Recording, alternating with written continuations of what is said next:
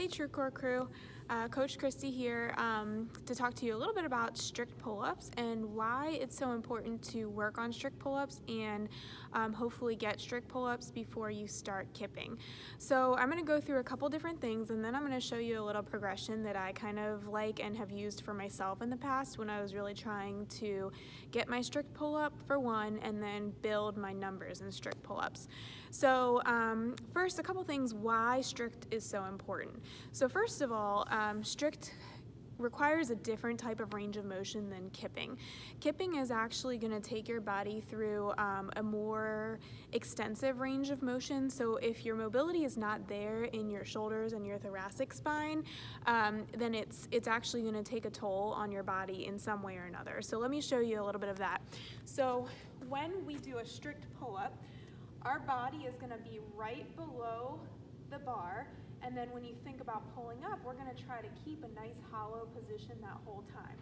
When we do a kipping pull-up, we're going to go through this motion of arching where our shoulders are hyper-flexed and our back has to arch, and hopefully we're still keeping a good tight core, but it does require more range of motion. And then we're going to go into this hollow position, which is where we're going to do our strict pull-up as well. So think about that first. If we don't have that range of motion to hyper-flex a little bit, then our kipping pull-up might actually do a little bit more damage than we think it's going to. The next thing I want you to think about is actual strength. So strict pull-ups are going to require strict strength. It's going to work on your latissimus activation, it's going to get your bicep going, all of your shoulder stabilizers, especially if we think about those nice muscles that help bring our shoulder blades together when we do those scap pulls. All of those muscles are going to get stronger when we work those strict pull-ups. When we do kipping, it's not that you're going to get stronger, but there's more power used for that, and you need a lot of coordination between your core, your shoulder muscles, your scapular stabilizers in the back, and if you don't have that coordination down pat, then you're likely going to cause a problem somewhere, and often that's going to be in the shoulder joint. So a couple things I want you to think about. We're going to go through a little bit of a strict pull-up progression. The first thing I want you to think about is trying to learn how to wrap your thumbs on the bar. I myself had a lot of trouble trying to really work that wrap around the bar. In gymnastics, we always keep our thumbs over the bar for female uneven bars, so it was hard for me to get out of that habit. But I want you first to focus on just hanging on that bar and get comfortable with wrapping those thumbs around, because what that's going to do is it's going to reinforce your grip. It's going to actually allow you to have a better position with your wrist on the bar. So if we come over top, you can see our wrist is in a different position. It's a little bit flexed. But if we come underneath and think about gripping and getting our knuckles to the top and our thumbs wrapped around, it puts our wrist in a more neutral position. It's also going to help you have a better grip, and then the other thing it's going to do is help you get your lats activated better. The next thing we're going to think about when we get up on the bar is that hollow position. So really think about striking that hollow position where your core is nice and tight and you might be able to see your toes a little bit, and you're really thinking about engaging all those muscles in your upper body. The third thing we're going to think about is activating your lats, your scapular stabilizers, and your lower traps, which help you bring those shoulder blades down and back. So we're going to get on that bar and we're going to think about that scap pull that we often do when we're in class, and really thinking about pulling those shoulder blades down and back to help initiate our pull movement. So I'm going to go through a series of exercises. I'm going to start on this side of the screen and then progress towards the other side of the screen. So just kind of hang tight with me and see what we're going to do.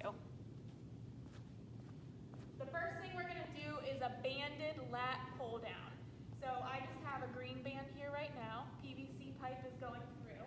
I'm going to sit on the ground, and what I'm going to do is think about pulling my shoulder blades down and pulling that band right below my chin, just like I would if I was pulling up.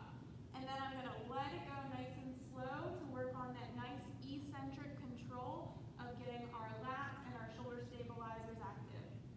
So we're going to do that a couple times.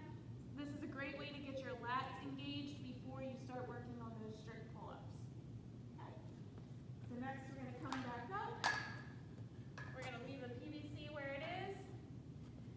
next exercise we're going to do is that scat pull. So you're going to hang on a bar. I have my thumbs wrapped around, nice hollow body. I can see my toes a little bit, and I'm just going to pull those shoulder blades down towards my rear end, like I'm pulling my shoulder blades into my back pocket. The next thing we're going to try to do is I want you to stand on a box of some sort. Depending on your height or your ability level at this point in time, you may need a variable size box. What I'm basically going to do is use the box to slowly give me a little bit of a push to get up into my pull-up. So I'm not going to do a jumping pull-up, but I'm going to use my toes to help push me over the bar. So I'm going to stand here, relax down so my arms are straight. I'm going to push up through my toes, engage my lats, and try to pull the rest of the way. So I'm coming back down, dropping my heels, push up through my toes, and use my toes as far as I can to help get over the bar. So again, you might need a different size box depending on what your skill level is at this point in time, but I think it's a great way to start working on your strict strength without adding a bunch of other things into the piece. The next thing we're going to do, so a lot of people choose to do banded pull-ups in our workouts, which is great. It's a great way to work on strict strength. And I have a setup here just in case you've never done them so that you can see what that looks like. So I have a thick green band across the rig here. What I'm going to do is step on the box, come up, step on that band, come down. I'm still holding myself nice tight core. Engage those lats and those lower traps by pulling my shoulder blades. And then I'm using the band to help me come up. You can tell I am not bouncing on the band. I'm just using it to assist my motion. So then we're going to come back down.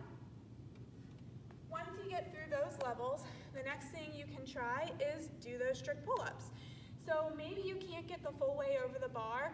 What I want you to do is just up, try to pull as much as you can, and then slowly let yourself back down. So that slow letdown is called a negative.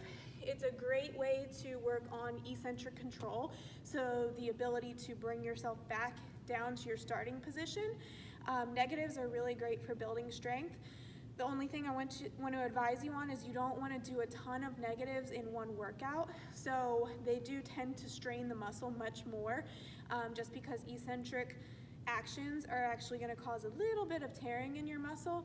That's a normal thing, but you're not going to do as many reps as that as you would just a typical pull-up.